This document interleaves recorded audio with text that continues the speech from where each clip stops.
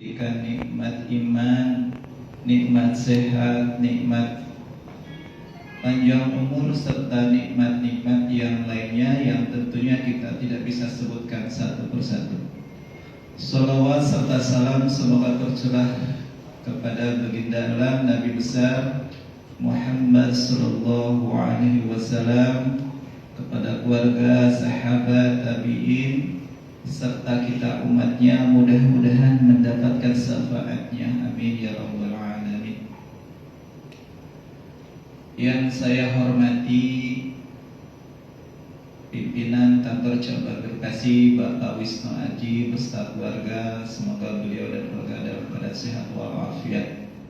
Yang saya muliakan, saya hormati dan saya muliakan Gurunda Bapak Kiai Haji Muhammad Subhan, semoga beliau dipanjangkan umurnya, dibarokahkan hidupnya, dimanfaatkan ilmunya, serta sehat dunia dan wal akhirah, bahagia dunia dan akhirat, amin ya rabbal alamin. Yang saya muliakan dan saya hormati jamaah Majlis Taklim Jumat pagi dari kantor cabang Bekasi, semoga Bapak Ibu sekalian dalam keadaan sehat walafiat, rezeki yang berlimpah, panjang umur, amin ya rabbal alamin. Sebelum memulai kajian, mari sama-sama kita baca suratul Fatihah untuk keluarga kita, sahabat kita, teman kita, orang-orang tua kita yang masih ada maupun yang sudah tiada. Mari kita kirimkan suratul Fatihah. Mudah-mudahan yang sudah tiada diluaskan kuburnya, diterangkan kuburnya, dirahmati dalam kuburnya, serta kita yang masih ada mudah-mudahan disehatkan badannya, dilimpahkan rezekinya, dipanjangkan umurnya. Ala hadin ya walidatun sallikun ya sarum al-Fatihah. A'udzu billahi minasyaitonir rajim. Bismillahirrahmanirrahim. Alhamdulillahi rabbil alamin. Ar-Rahmanir Rahim. Maliki yaumiddin. Iyyaka na'budu wa iyyaka nasta'in. Ihdinas siratal mustaqim. Siratal ladzina an'amta 'alaihim ghairil maghdubi 'alaihim waladdallin. Shadaqallahul azim. Baik, mari kita simak dan kita dengarkan ceramah, nasihat, tausiah dari guru kita. Kepadanya Gurunda Bapak Kiai Haji Muhammad Subhan, waktu dan tempat dipersilakan. Tafadhol. Allahumma shalli ala sayyidina Muhammad.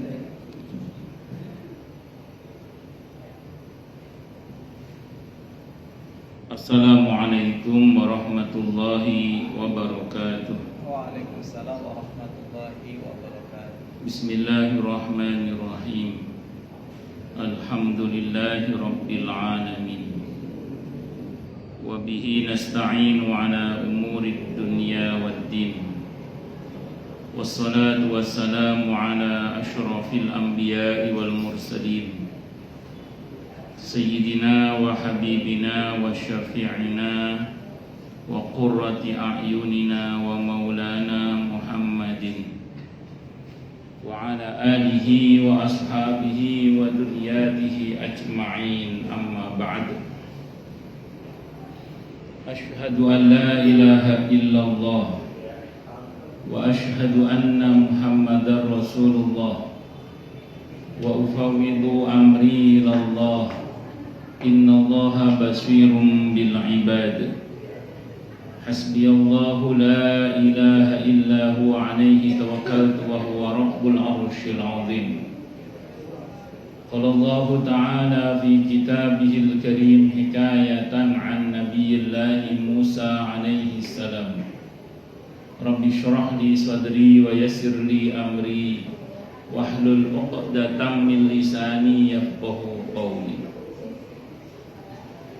Para alim, para asatid, para asatidah, para bapak dan ibu sekalian, hafidhani wa hafidhakumullah, bil khusus Bapak Pincah, Bapak Wisnu Aji Wibowo, yang semoga beliau beserta pekerja BRI yang lainnya, Anda semua, kita semua semoga selalu dalam naungan rahmat, barokah, perlindungan serta bimbingan Allah Subhanahu wa taala. Amin Allahumma amin insyaallah. Allahumma inna nas'aluka ilman nafi'a wa rizqan thayyiba wa amalan mutaqabbala wa fatahallahu lana futuhal arifin. Allahumma inna na'udzubika min ilmin la yanfa' wa amalin la yurfa' wa qalbin la yakhsha' wa du'a la yusma'. Allahumma ati anfusana taqwaha wa zakkiha anta khairu man zakkaha anta waliyuha wa maulaha. Amin Allahumma amin insyaallah. Bapak Ibu sekalian, hafizani wa hafizakumullah. Kita akan mencoba mempelajari beberapa firman Allah Subhanahu wa taala di surah Al-Hujurat di ayat 6. Kita berangkat dari ayat 6 ya, dan seterusnya di pada bagian-bagian yang insyaallah perlu kita kaji. Di ayat 6 di surah Al-Hujurat itu Allah berfirman, A'udzubillahi samii'il 'aliim minasyaitonir rajim. Ya ayyuhalladzina amanu in ja'akum fasiqun binaba'in fatabayyanu an tusibu qauman bijahalatin fatusbihu ala ma fa'altum nadimin. Hei orang-orang yang telah beriman, jika datang kepadamu seorang yang fasik dengan membawa berita penting, fatabayyanu, konteks ayat ini berita buruk ya. Dalam konteks ayat ini sababun nuzulnya berita buruk tentang saudara kita sesama muslim. Dikatakan fatabayyanu, maka hendaklah kalian bertabayyun, cross check, check and recheck, harus cross check. Jangan langsung diterima berita buruk tentang saudara kita itu. Karena antusibu qauman bijahalatin fatusbihu ala ma fa'altum nadimin. Ini karena khawatirnya nanti kita itu mencelakakan satu kaum dengan dasar kebodohan kita atau kecerobohan kita. Jangan sampai gara-gara kita langsung percaya pada satu kaum, pada berita buruk itu tanpa cross check, ngerinya nanti kita mengambil tindakan yang justru mencelakakan orang yang diberitakan itu karena kecerobohan kita yang tidak cross check terlebih dahulu. Fatusbihu ala ma fa'altum nadimin, yang akhirnya kamu menyesali perbuatanmu itu. Menyesal karena telah mengambil tindakan yang ceroboh, karena langsung percaya dengan berita buruk tentang saudara kita tanpa cross check terlebih dahulu.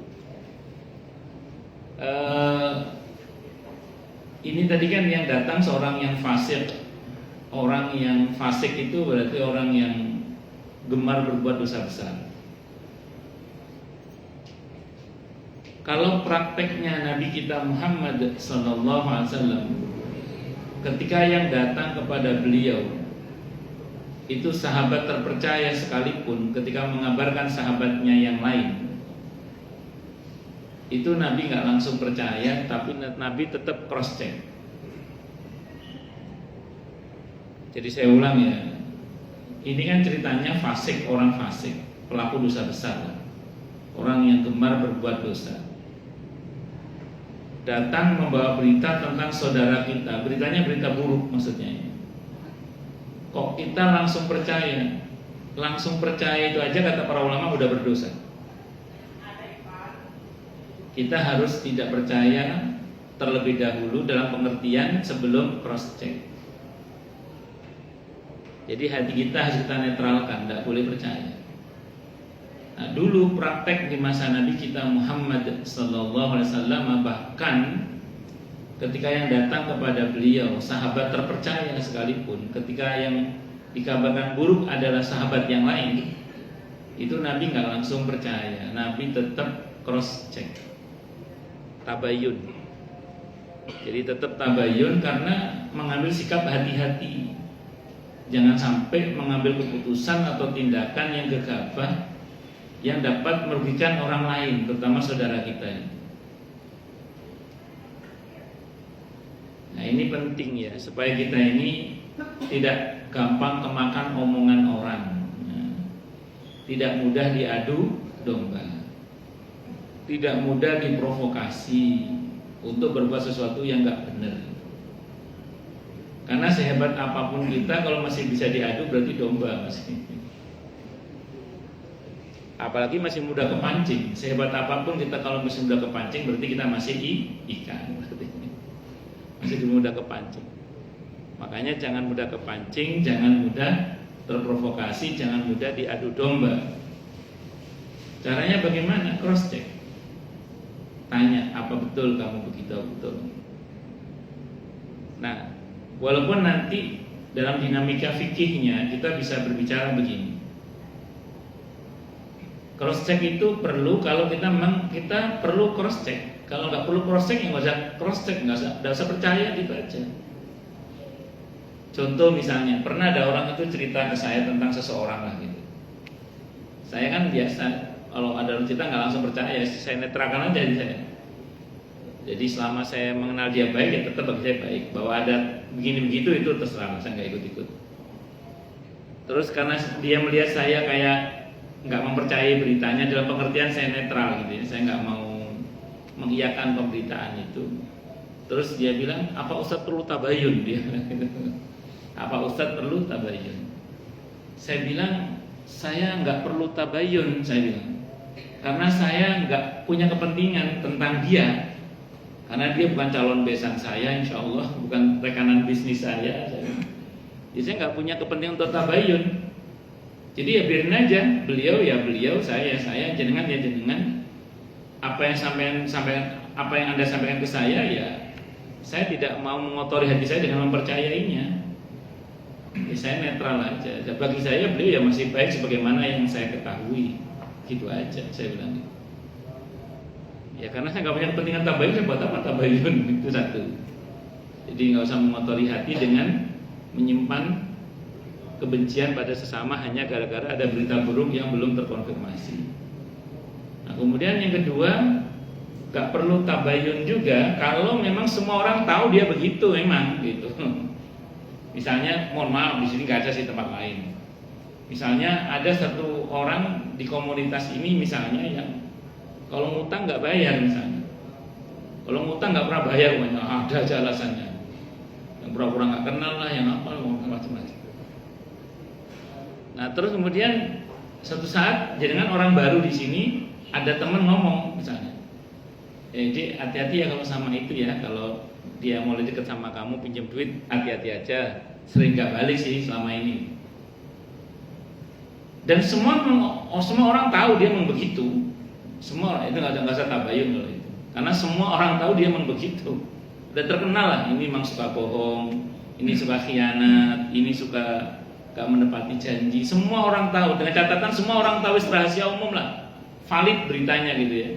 Itu nggak usah tabayun juga ya begitu. Allah Akbar.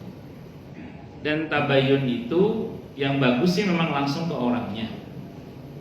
Tapi kalau tidak bisa langsung ke orangnya, paling tidak ke orang-orang sekitarnya yang memang tahu betul kesehariannya dia. Kalau tidak begitu, mending hati kita bebaskan saja dari aneka suudzon atau burusangka kepada orang lain. Ngerinya itu aja, terlanjur kita kasih penilaian buruk atas seseorang dan mengambil sikap yang tidak baik kepada orang itu. Ternyata orang itu tidak seburuk yang diberitakan, kan repot. Nah, itulah Islam dalam menjaga hati kita supaya tidak salah dalam mengambil langkah terkait dengan sikap kita kepada orang lain.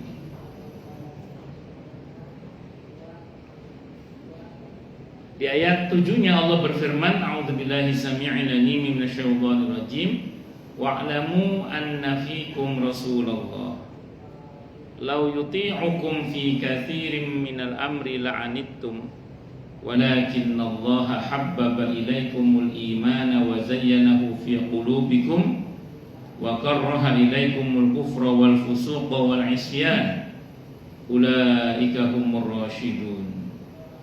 Ketahuilah bahwa di tengah-tengah kalian ada Rasulullah. Kalau dia mentaati kalian di banyak urusan, niscaya agama ini akan terasa berat bagi kalian. Kalau beragama ngikuti maunya manusia, maunya kita, ruwet urusannya itu. Sambil contoh misalnya, syariat menikah dengan akadnya dan rukun-rukun dasarnya itu mudah. Yang bikin ribet dan mahal itu kan pestanya. Kalau dalam Islam itu nikah itu mudah dan murah aslinya. Yang bikin mahal itu apa? Pesta. Loh, apa tidak boleh? Oh boleh, tidak apa-apa. Tapi kan sudah bukan maunya Nabi kan, maunya siapa? Maunya kita. Loh, tapi ada perintah walimah Ustaz. Iya, kan aulimu walau bisyatin. Buat walimah walaupun hanya dengan 1 ekor. Saya bukan berarti melarang pesta loh ya, enggak, saya enggak melarang. Cuman yang bikin mahal kan itu gitu loh. Yang minta di gedung inilah, yang ini ya, macam-macam. Saya ulang, saya tidak melarang pesta Anda. Boleh silakan, itu muamalah kok, sah saja. Cuman yang bikin mahal kan itu gitu maksud saya. Makanya kan ada beberapa bujang laku itu di sini enggak ada, ini belum laku. Itu kadang karena terikat oleh peraturan-peraturan yang memahalkan itu gitu. Ya kan ada peraturan tertentu di satu keluarga tertentu itu kalau mau menikah harus bayar apa ini itu saya nggak paham itu. Itu kan maunya manusianya itu, bukan maunya syariatnya.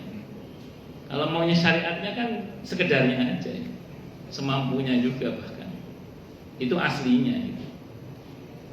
Kayak ada acara akikoh misalnya. Kalau akikoh kan asal motong kambing dibagi selesai. Dengan niat ya. Iya. Tapi karena sebagian orang, wah ini cucu pertama, ngundang bentabok, marah wis, ngundang jamaah, boleh nggak? Ya boleh, tidak apa-apa. Tapi itu yang bikin mahal itu. Tapi tidak apa-apa, silakan aja. Dibikin acara yang boleh, tidak apa-apa, silakan. Cuman yang bikin mahal ya itu gitu aja. Kalau mampu, alhamdulillah. Kalau nggak mampu, semoga dimampukan oleh Allah. Nah ini saya cerita saja karena ada orang yang datang ke saya gini, Ustaz, saya mau akikah, tapi saya nggak kuat ngundang orang, Ustaz. Saya potong kambing, saya bagian, boleh nggak? Boleh banget, tidak apa-apa. Nah ini berdasar pada pertanyaan sebagian orang. Karena aturan syariat itu mudah. Beberapa teman-teman yang tidak kunjung menikah di daerah sini, saya bilang, udah ke Jawa Timur aja nikah itu murah. Di Jawa Timur itu nikah itu murah. Apalagi daerah Tuban, daerah Lamongan, itu malah perempuan melamar laki-laki loh. Dilamar jenengan kalau sudah nikah belum kan ya? Saya makan masih. Lamongan kayaknya deh. Lamongan atau di Tuban itu, wah laki-lakinya malah yang dilamar. Kurang enak ya apa? Mirip dengan Padang kalau dia. Kalau Padang laki-lakinya dibeli, betul ya? Iya. Allah. Wes, singkat kata singkat cerita, aturan syariat itu sebenarnya mudah. Kadang yang bikin sulit dan mahal itu adalah maunya manusianya. Tidak semuanya terlarang sih, karena beberapa kan kasusnya muamalah. Kalau muamalah hukum asalnya adalah boleh, hingga ada dalil yang melarangnya. Selama tidak ada dalil yang melarang, silakan, tidak ada masalah. Lau yuti'ukum fi katsirin minal amri la'anittum walakinnallaha habbaba ilaikumul imana wa zayyanahu fi qulubikum wa karraha ilaikumul kufra wal fusuqa wal isyan ulaika humur rasyidun. Jadi akan tapi Allah lah yang buat kalian cinta pada keimanan dan menjadikan iman itu indah dalam hati kalian. Dan Allah buat benci kalian pada kekufuran, kefasikan dan kemaksiatan, maka mereka itulah orang-orang yang mendapatkan petunjuk. Mungkin sebagian kita mudah-mudahan ya sudah mulai merasakan nikmatnya duduk di majelis taklim begini. Mungkin dulu sebagian kita nggak betah duduk di sini. Tapi alhamdulillah sekarang sebagian kita, bahkan semua kita mudah-mudahan betah duduk di majelis ilmu seperti ini. Bahkan sebagian mulai menikmati sholatnya, mulai menikmati bacaan Al-Qur'annya, mulai ada rindu kalau nggak baca Al-Qur'an, ada kerinduan untuk membaca Al-Qur'annya, mulai senang berbagi dan seterusnya. Ketika hati kita dibuat senang dalam aneka ketaatan yang meningkatkan iman itu, dan ditambah mulai nggak senang dengan aneka perbuatan maksiat, aneka perbuatan fasik, aneka perbuatan kufur dan seterusnya, kok kita semakin nggak suka, bersyukurlah pada Allah. Kata Allah dalam ayat ini, mereka itulah orang-orang yang mendapatkan petunjuk. Semoga kita termasuk di dalamnya ya. Ayat 8-nya, fadlan minallahi wa ni'mah wallahu alimun hakim. Semua itu dibuat hati kita senang dengan ketaatan dan dibuat tidak senang dengan kekufuran, kefasikan dan kemaksiatan itu merupakan anugerah dan nikmat yang besar dari Allah, dan Allah Maha mengetahui lagi Maha bijaksana. Insyaallah nanti kita lanjutkan di ayat 9-nya di pertemuan yang akan datang insyaallah. Monggo silakan yang mau tanya, protes, marah boleh silakan. Baik, silakan kepada Ikhwan dan Ahmadnya yang mau bertanya tentang apa aja atau tentang kajian hari ini dengan ayat Al-Hujurat ayat 6 surat Al-Hujurat 6, lalu dilanjutkan dengan ayat 7-nya mengenai syariat, atau yang tadi yang pertama adalah mengenai kabar dari orang fasik, lalu selanjutnya tadi tentang 8-nya Ya, itu sebagai anugerah dari Allah. Silakan apa aja yang mau dipertanyakan, silakan barangkali ada yang curhat bertanya tentang kajian hari ini, dipersilakan. Ada Bapak Ibu? Ini yang bisa Bapak waktu itu ada pertanyaan belum di apa? Silakan Bapak. Ngomong. Mau bertanya Ustaz. Iya. Ini kan terkait mungkin nyambung atau nggak nyambung dengan bahasannya pertama tadi. Tapi pertanyaan saya begini. Secara umumnya kan orang tua lebih sering menasihati anaknya kalau berbuat sesuatu yang tidak baik atau memberi nasihat-nasihat yang baik agar anaknya menjadi orang yang baik. Tapi bagaimana kebalikannya Ustaz? Kalau menurut kita yang berbuat kurang baik itu orang tua, dan bagaimana cara kita menasihati? Bagus. Di dalam tawasau bil haqqi wa tawasau bis sabr, di dalam memberikan wasiat atau pesan terkait dengan kebenaran dan kesabaran, itu sebenarnya dalam Islam itu tidak mengenal senioritas atau junioritas. Jadi kalau kita melihat siapapun yang nggak benar, baik dia senior kita maupun junior kita, itu kalau dalam Islam itu tidak peduli. Kalau mampu, kalau Bapak punya kemampuan, hentikan yang nggak benar itu dengan power, dengan tangan. Hadisnya Sahih Muslim ya. Kalau Bapak nggak punya power, ya dengan lisan. Mentok terakhir nih, menggalakkan dia di dalam hati ya dari Bapak. Ingkari perbuatan dosa itu, syukur-syukur doakan. Nah sekarang kan pertanyaan orang tua ini yang berbuat yang nggak benar. Bapak bisa nggak cegah dengan power Bapak agar orang tua Bapak jangan berbuat yang nggak benar itu terus, demi keselamatan dia juga kan, demi kebaikan dia. Karena ada anak-anak tertentu itu dengan izin Allah dia punya power bukan untuk menekan orang tua dalam arti zalim durhaka, bukan, tapi supaya orang tua ini nurut sama dia, supaya maksudnya nggak celaka. Contoh gini deh, kemarin itu ada jamaah saya di rumahnya ada tantenya, karena orang tua udah meninggal semua, tinggal tantenya itu, buliknya itu sedang sakit. Kalau nggak digalakin, obat itu nggak diminum. Kalau nggak digalakin, makan nggak mau makan. Sehingga terpaksa si keponakannya galak ke tantenya ini. Galaknya itu untuk kebaikan si tantenya ini. Karena kalau nggak tambah parah sakitnya. Alhamdulillah sekarang membaik gitu. Jadi terpaksa itu namanya. Bukan berarti galak dalam pengertian durhaka, bukan. Tapi galak dalam pengertian sikap supaya tegas, supaya kemudian dan seterusnya itu. Saya pernah ada seorang bapak-bapak itu mengeluh ke saya gitu, karena oleh anaknya dilarang untuk bawa mobil sendiri atau motor sendiri, dan dia memang udah sepuh. Dan saya bilang, loh, itu kan bukannya untuk keselamatan bapak sendiri gitu. Ya, tapi saya jadi tertekan, loh, enggak gitu loh. Itu kalau bapak pergi bawa mobil sendiri, motor sendiri, itu anaknya lebih tertekan lagi, itu pikiran bapaknya, kita bapak pun nanggi gitu, seperti itu. Nah sama persis dengan ketika ada seorang ayah yang mau nikah lagi karena istrinya udah meninggal, mau nikah lagi, sementara sang ayah ini udah nggak berdaya mau nikah sama wanita muda yang terindikasi non sewu ada kemungkinan terkait dengan harta misalnya. Maka anak berusaha mencegahnya, bukan berarti melarang, tapi mbok tahu diri gitu loh. Nggak boleh menikah, tapi ada paham maksudnya ya. Nah, jadi sudah bismillah di pada level ini kalau Bapak cukup punya power, gunakan power Bapak untuk mencegah. Tapi kalau Bapak nggak punya power, ya ngomong baik-baik. Dan ini yang saya kalau ngomong baik-baik itu kadang gini, ada sebagian anak itu saya takut mama marah, saya takut bapak marah, takut durhaka maksudnya. Kalau karena mengingatkan orang tua, terus orang tua itu marah disebut durhaka, jangan-jangan Nabi Ibrahim itu paling durhaka itu.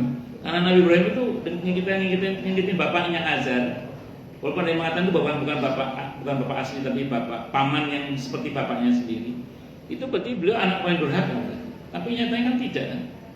Beberapa sahabat Nabi ketika mengingatkan orang tuanya dengan baik, orang tuanya marah, apakah Nabi bilang kamu berdosa? Tidak. Jadi kalau menasihati orang tua yang penting caranya baik, di waktu yang tepat, dengan bahasa-bahasa yang santun, sampaikan aja. Kalau kakinya kesemutan boleh selonjor deh. Kalau dipukul-pukul kakinya kasihan, saya takutnya kesemutan. Boleh selonjor silakan. Kalau sama saya berdiri lompat-lompat juga boleh, bebas. Nah terus yang terakhir mentok, nggak bisa ngomong nih. Tadi takut ini takut itu aja. Paling nggak dalam hati ingkari apa yang tidak baik dari orang tua itu, terus doakan semoga diberi hidayah oleh Allah. Saya kira itu nih. Wallahu a'lam bishawab. Iya monggo. Baik, silakan satu lagi ada ibu dari ibu tadi dari ibunya mengenai tadi apa syariat nikah dan syariatnya mudah namun kulturnya yang mahal ya. Silakan Mas Diego. Ada Mas ke Malang ya. Baik, Pak Ustadz, karena waktu jiwa mungkin kita ditutup dengan doa. Baik. Ada pemaparan dari tim RFP mengenai Brimo? Ada hari ini? Ada, baik. Langsung ditutup dengan doa. Pak Ustadz, silakan. Baik, kita tutup dengan doa. Alhamdulillahirrahmanirrahim. Semoga kajian kita bisa bermanfaat, mubarakah fi dini wa dunia wal akhirah, untuk kita, keluarga kita dan seluruh umat Islam semuanya. Dan mudah-mudahan kita semua dijadikan oleh Allah sebagai orang-orang yang sukses dunia akhirat, selamat dunia akhirat, bahagia dunia akhirat, dan dipermudah urusan kita oleh Allah fi dini wa dunia wal akhirah. Semoga Allah limpahkan hidayah selalu untuk kita, semoga Allah tingkatkan selalu hidayah untuk kita, dan semoga Allah berikan hidayah untuk siapapun yang melihat kita. Subhanakallahumma bihamdika asyhadu an la ilaha illa anta astaghfiruka wa atubu ilaik. Sallallahu alaihi Muhammad wa ala alihi wasallam. Saya mohon maaf. Assalamualaikum warahmatullahi wabarakatuh. Waalaikumsalam warahmatullahi wabarakatuh. Terima kasih Ustaz, terima kasih jamaah yang sudah berkenan hadir di kajian Jumat pagi ini. Sampai berjumpa lagi di taklim Jumat berikutnya. Dari saya, mohon maaf apabila ada kurang dan lebihnya.